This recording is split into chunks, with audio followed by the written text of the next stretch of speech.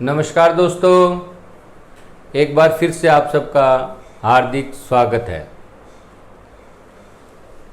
तो आज हम उसी श्रृंखला में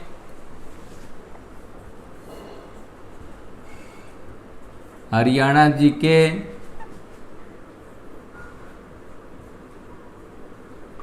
प्रीवियस पेपर्स और क्लास रहेगी हमारी 9।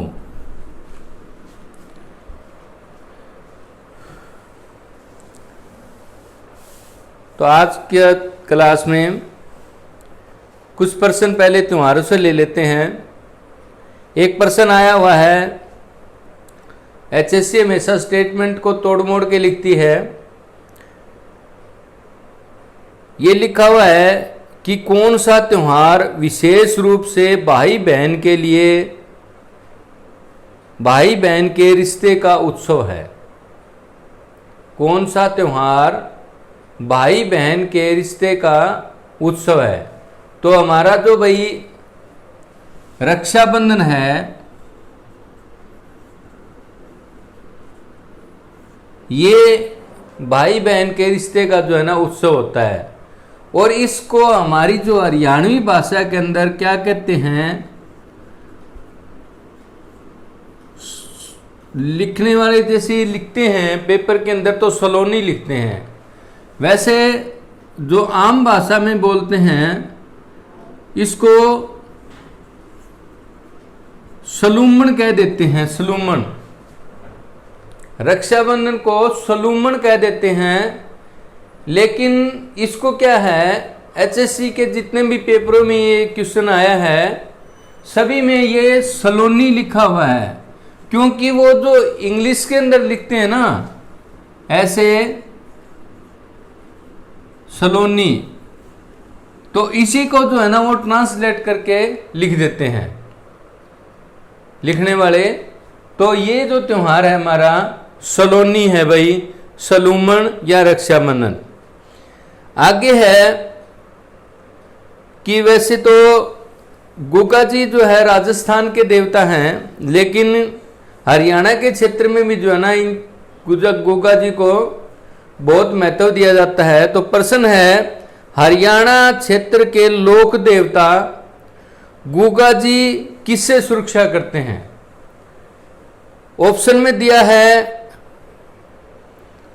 असामान्य क्रियाओं से, मलेरिया से, सांप के काटने से, या कोई नहीं। तो गुगा जी जो है ना भाई, गुगा जी का संबंध जो है ना सांप से है भाई, सांप से। याद रखना, गुगा जी का जो संबंध है वो सांप से है। तो सांप के काटने से जो है ना वो रक्षा करते हैं हमारी गुगा जी। आगे एक क्वेश्चन और है, बड़ा आसान सा दे रखा है। पूछा है कि मकर संक्रांति किस मास में आती है? तो मकर संक्रांति हमेशा जो है ना भाई जनवरी में होती है, जनवरी। और तारीख पूछ ले तो 14 जनवरी की होती है मकर संक्रांति। मकर संक्रांति, मकर संक्रांति जो है 14 जनवरी की होती है भाई। महीना पूछे तो जनवरी और तारीख साथ में पूछे तो 14 जनवरी। ये तो रहे कुछ त्योहारों से प्रश्न। आगे ले लेते हैं हमारे जो कृषि से संबंधित जनरल क्वेश्चन आते हैं। कृषि से संबंधित या कुछ उद्योग धंधों से संबंधित जो जनरल क्वेश्चन होते हैं, कुछ तो कृषि से संबंधित आते हैं ना। अभी पीछे जो ना जो पेपर पुलिस का कैंसिल हुआ था उसके अंदर जो है ना कृषि और एनिमल हस्बेंड्री के वो क्वेश्चन दे दिए थे, जो कि अपने बीएससी वगैरह के अंदर एडमिशन के लिए पूछे जाते हैं, तो वो दे रखे थे।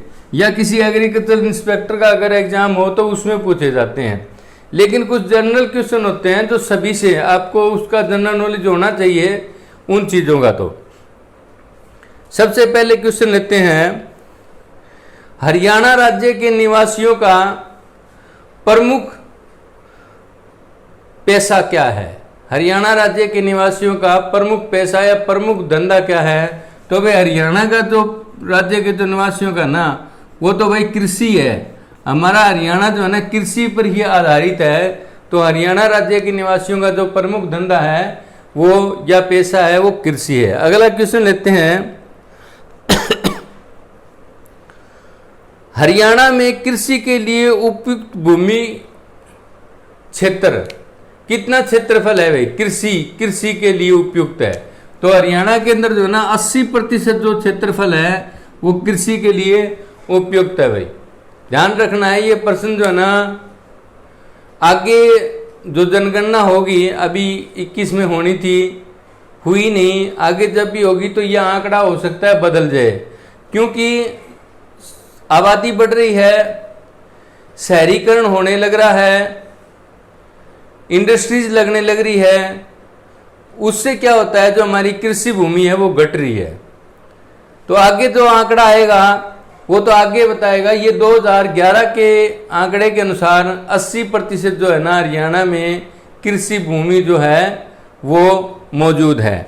आगे चलते हैं। एक पूछा गया है कि हरियाणा में दरिया बनाने का कौन सा केंद्र है?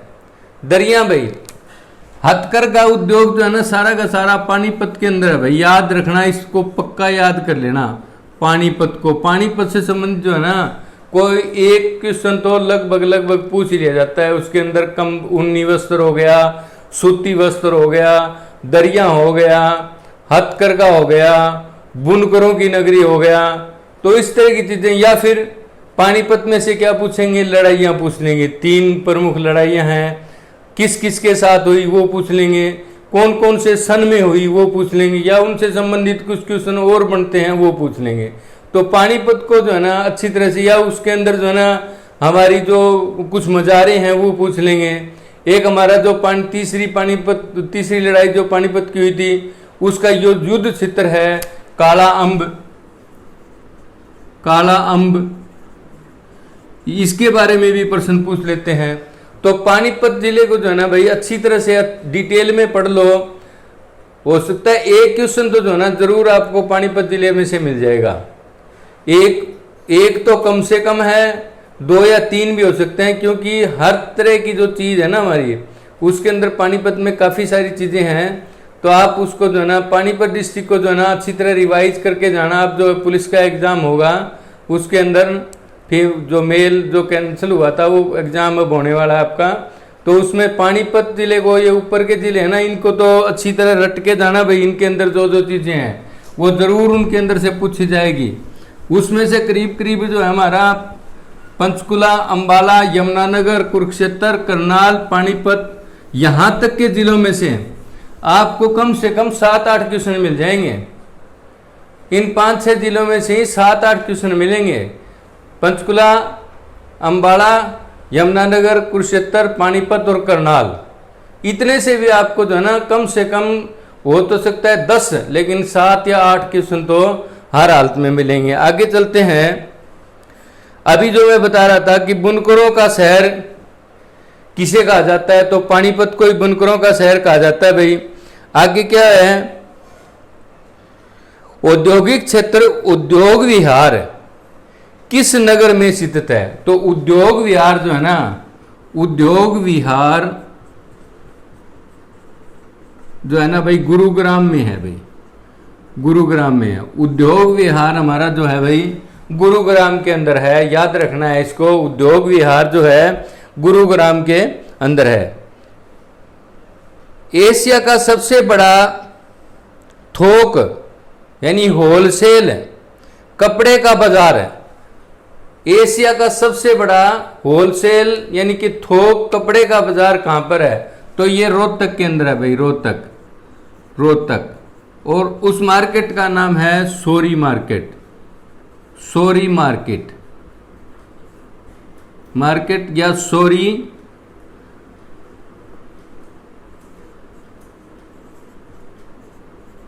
कलाथ मार्केट। तो एशिया का सबसे बड़ा जो कपड़े का जो मार्केट है वो हमारी रोहतक के अंदर है भाई। आगे है खरीफ की फसल प्राय कौन से महीने में बोई जाती है? दो तरह की फसलें हमारे, एक तो खरीफ की और एक है रबी की। रबी की दो तरह की फसल है। तो ये प्रश्न ये पूछा गया है कि खरीफ की फसल जो है प्राय कौन से महीने में बोई जाती है? तो ये सावन में बोई जाती है भाई, सावन के महीने में बोई जाती है, इसीलिए इसको सावणी भी कहते हैं। सावणी, सावणी, इसको सावणी भी कहते हैं। और जो रबी की फसल है ना, ये अप्रैल मई, और मई लगा लो या जोड़ा आ जाए, जिसमें सावन साथ में अगर जोड़ा आ जाए ना तो सावन भादो मिलेगा, और मई के साथ सावन भादो, ये जो है सावन भादो और महीना आ जाए तो जुलाई होगा भाई। अगर वैसे पूछ ले तो जुलाई होगा। यहाँ जो है इसके अंदर क्या है, ये रबी की फसल। रबी की फसल जो है ना हमारी दिसंबर, नवंबर दिसंबर में, नवंबर दिसंबर में बोई जाती है भाई। रबी की फसल दिसंबर में, इसको आषाढ़ी, आषाढ़ी, आषाढ़ी की फसल भी कहते हैं, क्योंकि ये जो है ना आषाढ़ के अंदर काट ली जाती है, इसलिए इसको रबी को जो है आषाढ़ी की फसल कहते हैं, और खरीफ की फसल को सावणी की फसल कहते हैं। खरीफ की फसल जो है ना जुलाई में बोई जाती है, जुलाई, मई, जून और जुलाई में, और जो रबी की फसल है वो नवंबर दिसंबर में बोई जाती है। इसको सावणी कहते हैं, इसको आषाढ़ी कहते हैं। और एक हमारी तीसरी जो है ना वो पूछ लेते हैं जायद, जायद, जायद फसलें। जायद फसलें कौन सी होती है भाई? जो इनके अलावा होती है जायद फसलें। उसमें क्या आता है हमारा, ज्वार और मक्का, ये फसलें जो ना मेन रूप से जो है ना ज्वार की जो फसल है ना वो जायद फसलें कहलाती है। जायद फसलें ये बीच के मौसम में बोई जाती है। आगे चलते हैं। हरियाणा का कौन सा शहर वैज्ञानिक उपकरणों का शहर है? तो वैज्ञानिक उपकरणों का शहर पहले भी मैंने एक दिन बताया था, एक में यही क्वेश्चन आया था, एक में रिपीट कर रहा हूं मैं। वैज्ञानिक उपकरणों का शहर जो है ना वो अंबाला को कहते हैं भाई, अंबाला को, अंबाला, अंबाला। वैज्ञानिक उपकरणों का शहर जो है अंबाला को कहते हैं। और एक जो है ना मिक्सर ग्राइंडर, मिक्सर ग्राइंडर,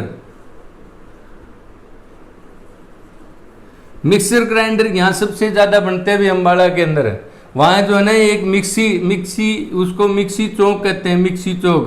जब चंडीगढ़ से इधर आते हैं पेवा की तरफ, तो जब बस टर्न करती है तो वहाँ पर जो है ना एक चौक के अंदर जो है ना, जैसे हमारी जो मिक्सी होती है इस तरह की, ये जो मिक्सी होती है सिंपल वाली, ये जार, और इस तरह की जो मिक्सी होती है ना वो बनाई हुई है, वहाँ पर चौक के ऊपर बना के लगा रखी है, उसको मिक्सी चौक कहते हैं। तो अंबाला के अंदर है भाई वैज्ञानिक उपकरणों का शहर कहते हैं। मिक्सर ग्राइंडर बनाने वाला शहर भी जो है अंबाला है भाई। आगे चलते हैं। फिर से वही प्रश्न जो अभी मैंने सबसे पहले करवाया था, हरियाणा का कौन सा जिला हथकरघे के लिए मशहूर है? तो पानीपत जो है ना भाई हरियाणा का हथकरघे के लिए जो है ना मशहूर है। उसमें पानीपत से जो है ना इससे संबंधित तो क्वेश्चन जो है ना जो बार बार स्टेटमेंट चेंज करके पूछे ही जाते हैं।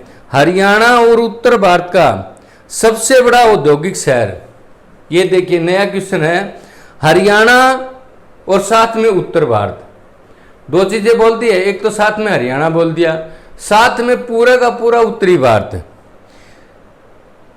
उत्तर भारत का सबसे बड़ा औद्योगिक शहर, तो औद्योगिक शहर जो है ना भाई हमारा फरीदाबाद है भाई।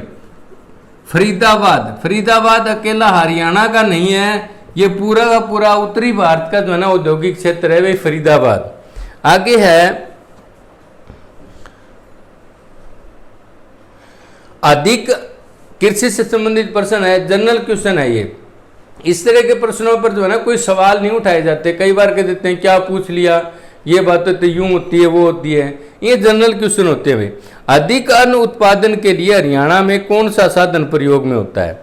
तो इसमें हमारे पास जो ऑप्शन दिया है उन्नत एवं प्रमाणित बीज, पहला ऑप्शन तो है हमारे पास में ये। दूसरा बी ऑप्शन हमारे पास दिया हुआ है उर्वरकों का प्रयोग, उर्वरकों का प्रयोग। और सी ऑप्शन है हमारे पास में सिंचाई सुविधा,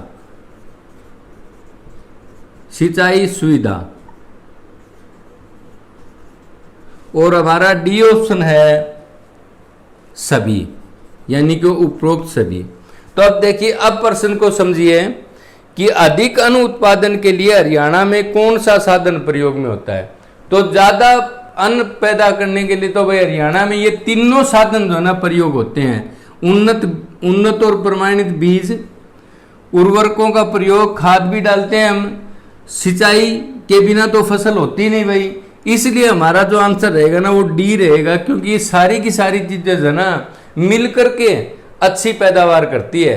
अकेली से अगर बढ़िया बीज डाल दें, खाद और पानी नहीं होगा तो फसल पैदा नहीं होगी। अगर हम उसमें बीज हमारा बढ़िया नहीं होगा, उसमें केवल खाद डाल दें, उर्वरक डाल दें और स्प्रे कर दें तो भी फसल नहीं होगी। या फिर ये दोनों चीजें बढ़िया नहीं होगी, बीज भी अच्छा नहीं होगा, उर्वरक भी नहीं डालेंगे, स्प्रे भी नहीं करेंगे, तो पानी लगाने से क्या फायदा होगा भाई, फिर भी नहीं बनेगा। तो तीनों के तीनों पॉइंट जो है ना अच्छी फसल पैदा करने के लिए तीनों पॉइंट जरूरी हैं। इसलिए इसका आंसर जो है आपका डी रहेगा सारे के सारे।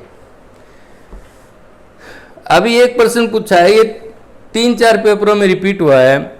हरियाणा में किस कंपनी के ट्रैक्टर कारखाने को सरकार ने बंद कर दिया। हरियाणा में किस कंपनी, कौन सी कंपनी का ट्रैक्टर बनता था पहले और उसको बंद कर दिया। तो HMT ट्रैक्टर जो होता था ना हमारा, HMT लाल से रंग का एक लंबा सा ट्रैक्टर होता था, वो हरियाणा सरकार ने बंद कर दिया। इसके ऊपर प्रश्न जो है ना और भी बनता है, HMT का कारखाना कहाँ था या कहाँ है।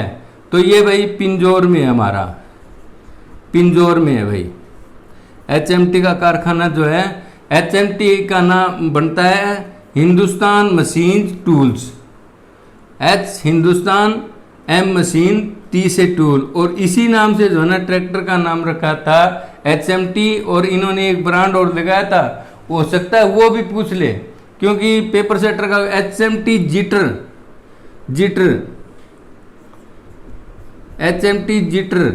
ये ट्रैक्टर भी जो है ना इन्हीं का ही होता था भाई। और इसका कारखाना जो है ना पिंजौर में था, अब भी है, कुछ आधा भाग चल रहा है उसका, उसमें मशीन टूल्स वगैरह बनते हैं, पुराने ट्रैक्टरों के लिए पुर्जे भी बनते हैं। तो HMT का जो कारखाना है आधा अभी भी चल रहा है और ये हमारा पिंजौर में स्थित है।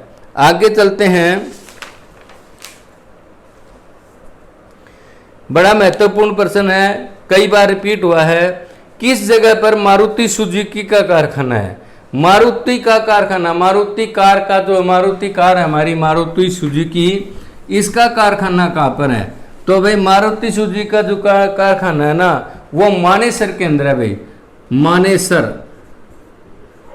मानेसर याद रखना है। ये मारुति सुजुकी का जो कारखाना है ना वो मानेसर के अंदर है। कदे आप फरीदाबाद या गुड़गांव इसमें या झज्जर वगैरह लगा दो, तो ये जो है ना मानेसर के अंदर है। आगे है हरियाणा राज्य में, ये प्रश्न भी बहुत बार रिपीट होता है, बाजरा सबसे ज्यादा कहाँ होता है। बाजरा भाई जो हरियाणा में जो है ना, एक तो बाजरा जो है ना भिवानी में होता है भाई, और एक सरसों पूछी जाती है भाई, सरसों जो है ना महेंद्रगढ़ के अंदर होती है। और एक हमारी जो है ना ये पूछ ली जाती है कपास, कॉटन बेल्ट। तो कॉटन बेल्ट जो है ना हमारी ये हिसार सरसा जो है ना कॉटन बेल्ट है, ज़्यादा पूछ ले तो वही सिरसा आता है इसका ऑप्शन में, कभी ये बदल भी जाता है। तो मौजूद हालात में जो है ना जो पर्सन ज़्यादा रिपीट है ना ये दो हो रहे हैं भाई। बाजरा कहाँ होता है, भिवानी के अंदर होता है, और सरसों जो है ना महेंद्रगढ़ के अंदर होती है। बाकी धान के बारे में पूछे तो वो करनाल है भाई, करनाल का पूरा एरिया है, उसके अंदर कई जिले भी लिख देते हैं साथ में, तो वो सारे जिले ही ठीक होते हैं भाई। करनाल, जींद, पानीपत, ये सारे के सारे जो है ना इसको धान का कटोरा कहते हैं। अगर धान का कटोरा अगर ये सारे जिले आए ना, एक बार एचएससी ने जो है ना सारे तीनों जिले दे रखे थे, करनाल, कुरुक्षेत्र और पानीपत, और साथ में दे रखा था सभी। तो एचएससी ने डी ऑप्शन को जो है ना सही माना था भाई, क्योंकि वहाँ करनाल कुरुक्षेत्र का एरिया जो है ना पानीपत का, यहाँ पर धान भरपूर मात्रा में, तो एचएससी ने उस टाइम अकेले करनाल को नहीं माना था, डी ऑप्शन को सही मान लिया। तो ये ध्यान रखना होता है भाई इन चीज़ों का। आगे है कि नलकूपों की सहायता से, वैसे तो जो है ना पूरे हरियाणा के अंदर नलकूप हिंदी का शब्द है नलकूप, और इंग्लिश में कहते हैं ट्यूबवेल जिसको कहते हैं। वैसे तो जो है ना कुछ एक क्षेत्र को छोड़ के, जैसे सिरसा का थोड़ा सा एरिया छोड़ देते हैं हमें, बाकी जो है ना इधर का छोड़ देंगे, थोड़ा बहुत एरिया हिसार का छोड़ दें, बाकी इस पूरे हरियाणा में जो है ना ट्यूबवेल से खेती की जाती है। लेकिन इसमें पर्सन क्या बना रखा है, पर्सन सुनिए पूरा, आधा पर्सन का कभी जवाब मत देना, पहले पूरा पर्सन पढ़ो। उसमें देखिए इसमें ये लिखा है कि नलकूपों की सहायता से फव्वारों द्वारा, फुहारे कहाँ चलते हैं, तो फुहारे जो है जहां रेतीली मिट्टी होगी ना वहां फुहारों का प्रयोग किया जाता है। ऑप्शन में दे रखा है कुरुक्षेत्र, अंबाला, करनाल और महेंद्रगढ़। तो देखिए कुरुक्षेत्र, अंबाला और करनाल तीनों जिलों के अंदर जो है ना रेतीली मिट्टी नहीं है, वहां फुहारों की जरूरत नहीं है, वहां तो पानी वैसे ही लग जाएगा, वहां पानी ज्यादा जमीन सोखेगी नहीं। तो इसमें कौन सा क्षेत्र बच गया हमारा, जो महेंद्रगढ़ है ना, महेंद्रगढ़ के अंदर जो है ना महेंद्रगढ़, अगर भिवानी आ जाए तो भिवानी को भी टिक करना है। अगर महेंद्रगढ़ की जगह भिवानी ऑप्शन में आ जाए, महेंद्रगढ़ की बजाय हमारे पास में भिवानी ऑप्शन में आ जाए, तो भिवानी को टिक करना है, क्योंकि भिवानी भी जो है ना रेतीला इलाका है भाई, रेतीला मिट्टी है वहां पर। तो इनमें से अगर महेंद्रगढ़ ऑप्शन में हो तो महेंद्रगढ़, भिवानी हो तो भिवानी को भी जो है ना लेना है साथ में। भिवानी में जो है ना काफी सारे क्षेत्र के अंदर जो है ना भिवानी का जो तोसाम एरिया का जो क्षेत्र है, जूही बाड़दा का, वो सारा का सारा जो फुहारों से खेती होती है भाई वहाँ, तो भिवानी को भी टिक कर देना है। अगर महेंद्रगढ़ ना है भिवानी आ जाए तो आपको भिवानी को भी टिक करना है इसके अंदर। आगे चलते हैं, कुछ क्वेश्चन और ले लेते हैं।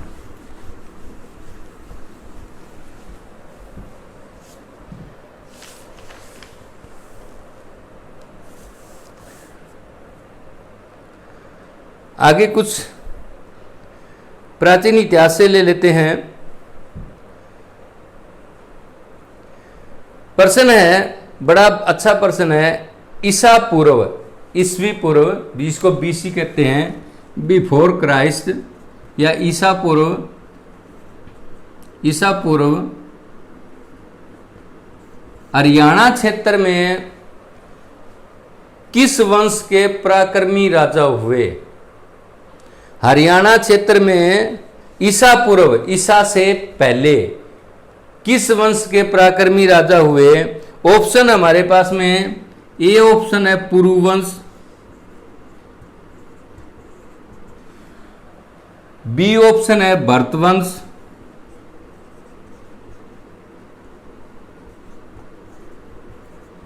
और सी ऑप्शन है हमारे पास में कुरु वंश,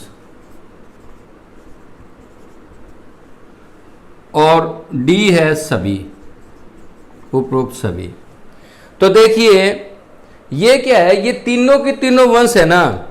सबसे पहले जो है ना पुरु वंश हुआ, पुरु वंश के अंदर ही जो है ना भरत वंश हुआ, पुरु वंश में ही भरत वंश, और भरत वंश में ही कुरु वंश हुआ। जो कुरु वंश कौरव पांडवों वाला जो वंश है, ये तीनों के तीनों जो है ना एक ही वंश के हैं।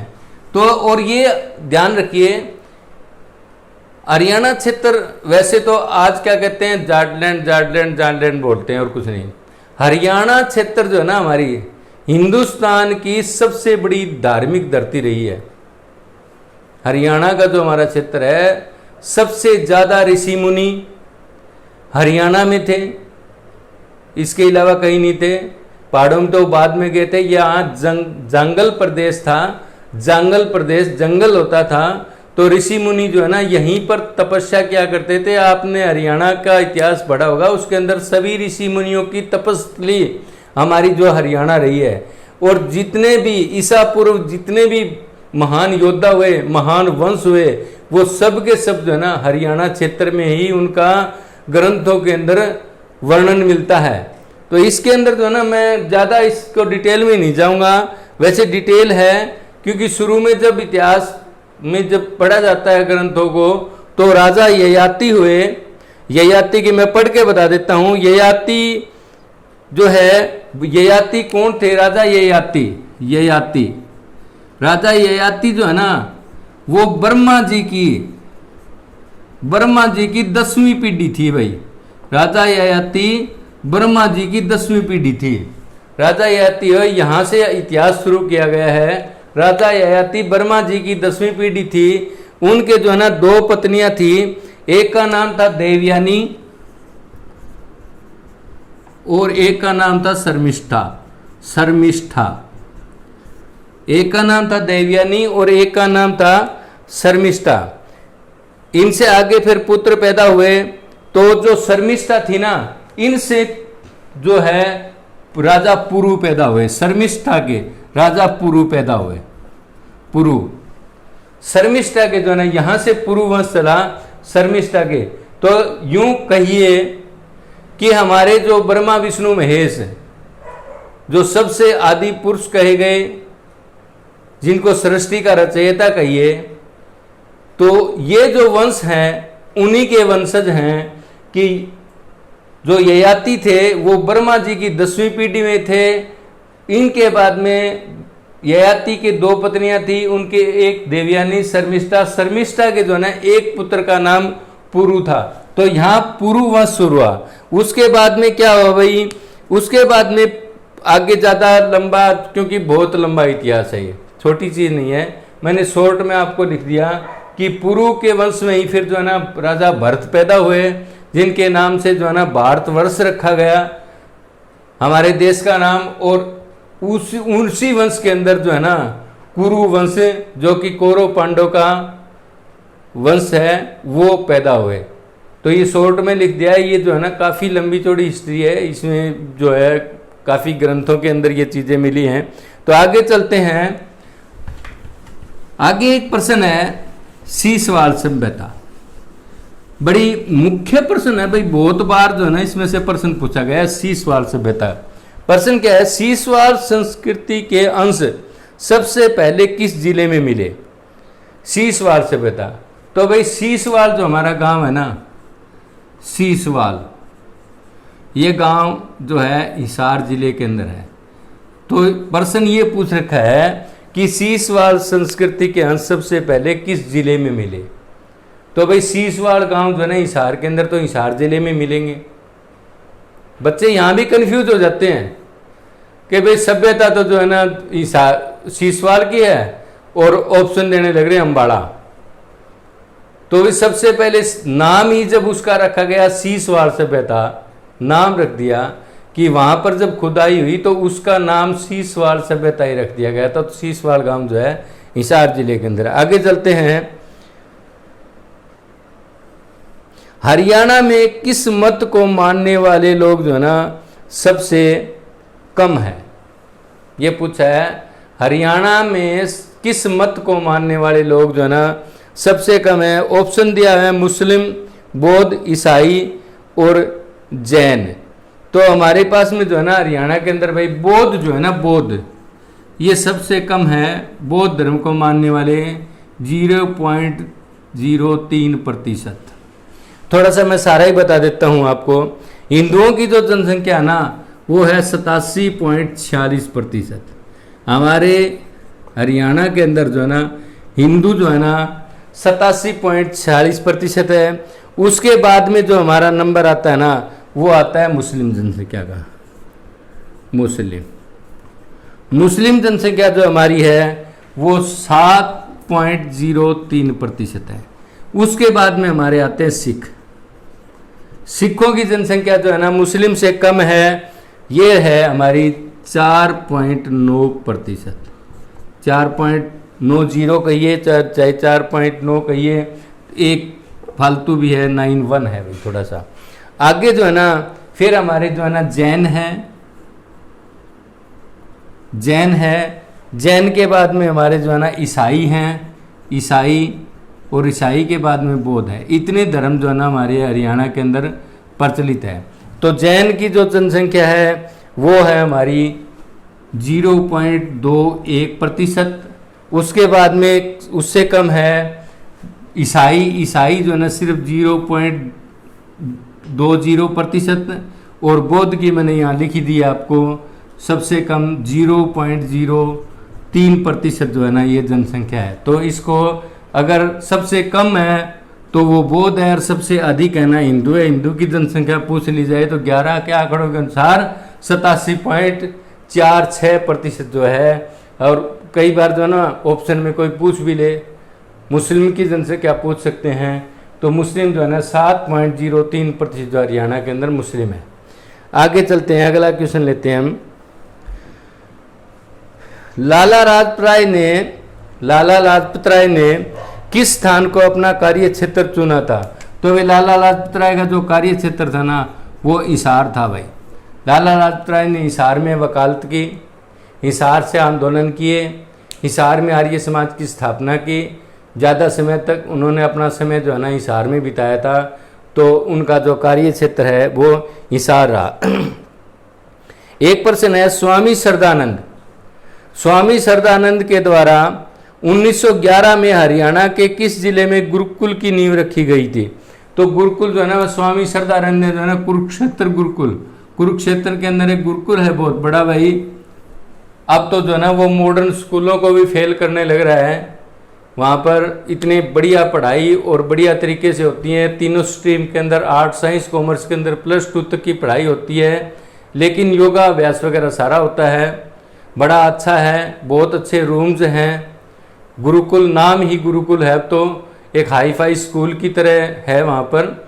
और खेल से संबंधित है। हमारी आर्मी के अंदर जो है थल सेना, वायुसेना और जो हमारी नेवी है वहाँ से बहुत बच्चे जो है ना वहाँ से सिलेक्ट होते हैं। तो स्वामी श्रद्धानंद के द्वारा जो गुरुकुल स्थापित किया गया था हरियाणा में, वो जो है ना कुरुक्षेत्र था भाई, और किसी को टिक मत कर देना। आगे चलते हैं हम। प्रदेश के किस स्थान को जॉर्ज थॉमस ने अपनी राजधानी? जॉर्ज थॉमस ने भाई झांसी को जो है ना झांसी को अपनी राजधानी बनाया था। याद रखना, जॉर्ज थॉमस जो है ना कुछ समय तक यहाँ जो है ना शासक रहा था अपने हिसार हरियाणा क्षेत्र के अंदर। जो जॉर्ज थॉमस जो है ना झांसी को जो है ना अपनी राजधानी बनाया था। अगला प्रश्न है, बाबर कालीन राजपूत शासक मोहन सिंह मंडार की रियासत। बाबर के समय में जो है ना एक राजपूत शासक था, उसका नाम था मोहन सिंह मंडार। याद रखना, इसको बड़ा महत्वपूर्ण प्रश्न है क्योंकि ये बाबर के समकालीन है। बाबर के समकालीन एक राजपूत जो है ना शासक था, वो प्रश्न ये पूछा गया है कि उसकी जो रियासत थी ना वो हरियाणा में कहाँ पर थी? तो उसकी रियासत जो मोहन सिंह मंडार किसके समकालीन थे? बाबर के समकालीन। कौन था ये? राजपूत था। बाबर कौन था भाई? पूछ लेते हैं। मुगल था। तो इसकी जो राजधानी जो रियासत थी वो कहाँ थी? वो भाई कैथल थी, कैथल। याद रखना है, मोहन सिंह मंडार की जो रियासत थी वो भाई कैथल थी। आगे चलते हैं।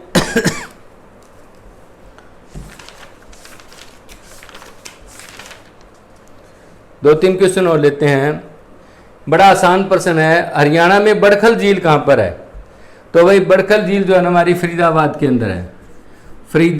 बड़खल झील फरीदाबाद के अंदर है। अगला क्वेश्चन है, भारतीय थल सेना की वेस्टर्न कमांड का मुख्यालय। इसमें 2 प्रश्न बनते हैं। अच्छी तरह इस प्रश्न को सुनना, और ये 4 बार रिपीट हुआ है। मैंने अच्छी तरह नोट किया, ये प्रश्न जो है ना 4 बार रिपीट हुआ है। लगभग 99% बच्चों का गलत है, सभी ने गलत आंसर दिया इसका। भारतीय थल सेना की वेस्टर्न कमांड, भारतीय थल सेना की वेस्टर्न कमांड, यहां तक समझिए प्रश्न को। भारतीय थल सेना की वेस्टर्न कमांड का मुख्यालय चंडी मंदिर छावनी, चंडी मंदिर छावनी, चंडी मंदिर छावनी। एक प्रश्न तो ये पूछ लिया कि छावनी किस जिले के अंदर है, तो चंडी मंदिर भाई पंचकुला के अंदर है, याद रखना है, पंचकुला के अंदर। दूसरी बार जब रिपीट किया ना, तो इसी प्रश्न को जो है ना दोबारा रिपीट कर दिया, उल्टा पूछ लिया। क्या पूछा दोबारा, या दूसरा प्रश्न जो पूछा, पंचकुला शहर में चंडी मंदिर छावनी का नाम किसके लिए प्रसिद्ध है, तो उसका ऑप्शन जो है ना हमारा ये बना, भारतीय थल सेना की वेस्टर्न कमांड है। यहां पर भारतीय थल सेना की वेस्टर्न कमांड है हमारी, वो जो है ना, इसलिए ये जो है ना चंडी मंदिर छावनी जो पंचकुला के अंदर है वो क्यों प्रसिद्ध है, भारतीय थल सेना की वेस्टर्न कमांड का ऑफिस है। एक प्रश्न ये पूछा गया, एक प्रश्न ये पूछा, भारतीय थल सेना की वेस्टर्न कमांड चंडी मंदिर छावनी किस जिले में है, तो पंचकुला में है। एक बार ये पूछ दिया पंचकुला में चंडी मंदिर के पास में जो है ना चंडी मंदिर छावनी जो है ना क्यों प्रसिद्ध है, तो उसमें ये पूछ लिया कि भाई वो उसका उत्तर ये रहा कि भारतीय थल सेना की वेस्टर्न कमांड है। तो दो प्रश्न इसमें 4 पेपरों के अंदर जो है ना ये क्वेश्चन आया है, 2 में ये इस तरह से आया, 2 में इस तरह से आया, 2 में ये आंसर था, 2 में ये आंसर था। तो इसको अच्छी तरह देखना, थोड़ा टफ क्वेश्चन बनता है, इसी तरह के प्रश्न जो है ना ज्यादा दिए जाते हैं। आगे है, ये पूछा गया कि हरियाणा का सबसे बड़ा दूसरा शहर कौन सा है, हरियाणा का सबसे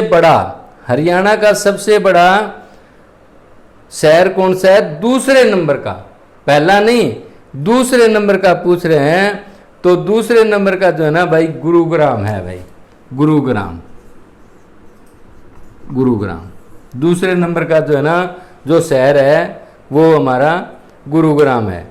आगे है, हरियाणा में महिला एवं बाल विकास के अंतर्गत कौन सी योजना आरंभ की गई, हरियाणा के महिला एवं बाल विकास के अंतर्गत कौन सी योजना आरंभ की गई।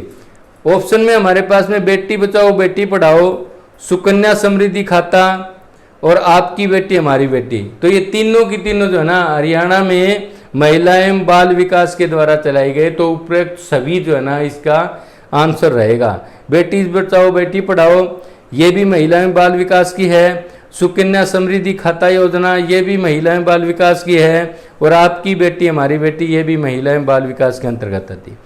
अगला प्रश्न, राज्य के किस नगर में चिकित्सा के लिए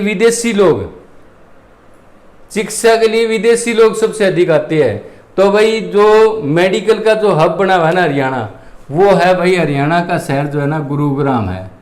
गुरुग्राम के अंदर सबसे बड़े बड़े जो हॉस्पिटल है, मेदांता फोर्टिस वगैरह जो है ना सारे के सारे गुरुग्राम के अंदर है। तो हमारा हरियाणा का जो है ना गुरुग्राम जो है ना हमारा गुरुग्राम, वहाँ पर जो है ना यहाँ एक विदेशी शब्द लगा दिया।